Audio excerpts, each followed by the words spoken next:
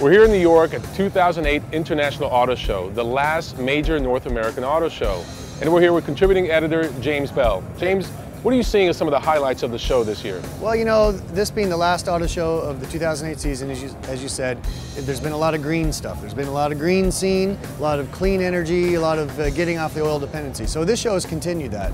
But I think it's also, you know, it's New York, so there's a lot of flash and sizzle and sex appeal, and so it makes it always an exciting show.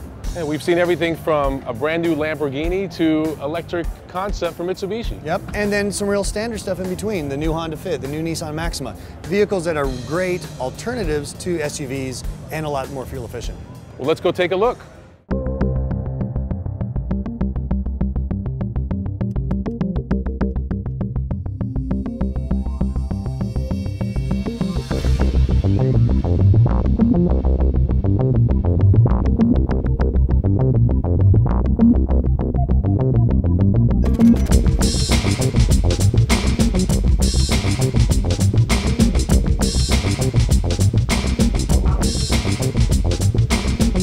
The last of the great shows in North America for 2008. We've seen a lot of really exciting things today. Yeah, the New York show is fun because, you know, it's Manhattan. It's got a lot of style, it's got a lot of sex appeal, a lot of glamour. So you got some exciting concepts, but then also some pretty good production cars this year too. Absolutely. One of my favorites is the Honda Fit. I mean, this is really one of the more practical cars. It's coming here. It's a second generation Honda Fit, and I think it just makes sense for this market. You know, let's be honest, do you need any other car? Unless you've got a big family or you got to tow a boat, the Fit really does it all. We've seen a couple of exciting sedans, Acura's TSX and the Nissan Maxima. A couple of really nice looking cars that are definitely coming to market. One of the new cars launched at the New York Auto Show is the Acura TSX. Now, in the press conference, they claim that this is a BMW 3 Series competitor. James, I don't know about that. Well, you got to look at it in the respect of it's got that luxury feel, it's got the technology, it's got the styling excitement of the 3 Series, but then it's a little more efficient, a little smarter, a little less expensive, so it could be a tough alternative on BMW, really. You say more efficient, I say, where's the 6-cylinder engine? That's what all the other cars have. Well, I'll give you that, and this new Acura styling nose, I'm not really sure about. Love it or leave it. And on the sexy or exciting coupe front, this show gave us the Pontiac Solstice Coupe, a hardtop version, kind of unexpected to be honest with you. I really like this. When it was introduced yesterday during the press conference, the executives pointed out that the brand of Pontiac means we build excitement. But they very quickly said they lost touch with that. They weren't even close to exciting. How could you get excited about a Sunbird? But they're bringing out vehicles now, and this was a bit of a surprise. This was not discussed and was not known that it was going to be out. It came out, there was applause, and probably one of the nicest derrieres I've seen on any car in a long time. And to carry on what they've already done, Dodge has introduced the non-SRT8 version. Most of the volume will be carried with this Hemi and the V6. Those will be priced much more affordable and should be the ones that you'll see on the street. Going right at the Ford Mustang. The crossovers are still going strong. We got the Volvo XC60, which was a huge hit in Geneva, and Absolutely. Here, kind of got a lot of attention as well. It's been busy all day.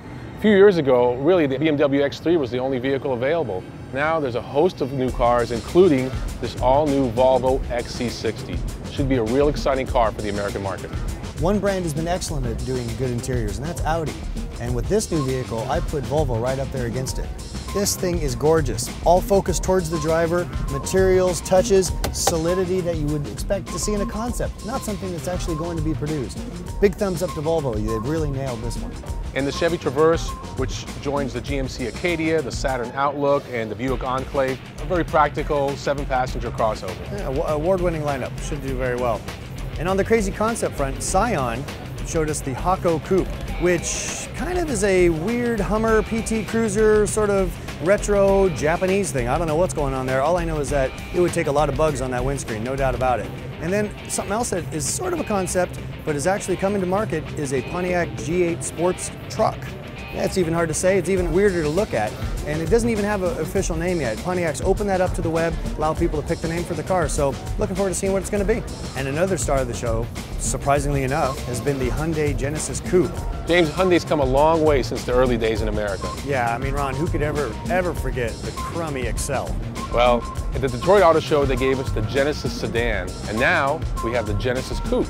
Genesis Coupe, same platform as the sedan, but rear-wheel drive, 2-liter turbo engine, 3.8-liter V6 engine. They priced this right. This could be a real winner, and it's really got a lot of raves. It's hard to believe that that's a Hyundai. Hard to believe, pricing hasn't been announced yet, but I think that's going to be the key. Definitely a G37 competitor. And on the performance side, BMW showed us the all-new M3 convertible, which joins the all-new sedan and coupe. And this being New York, of course, you got the full selection of exotic cars, the Ferraris, the Lamborghinis, the Porsches.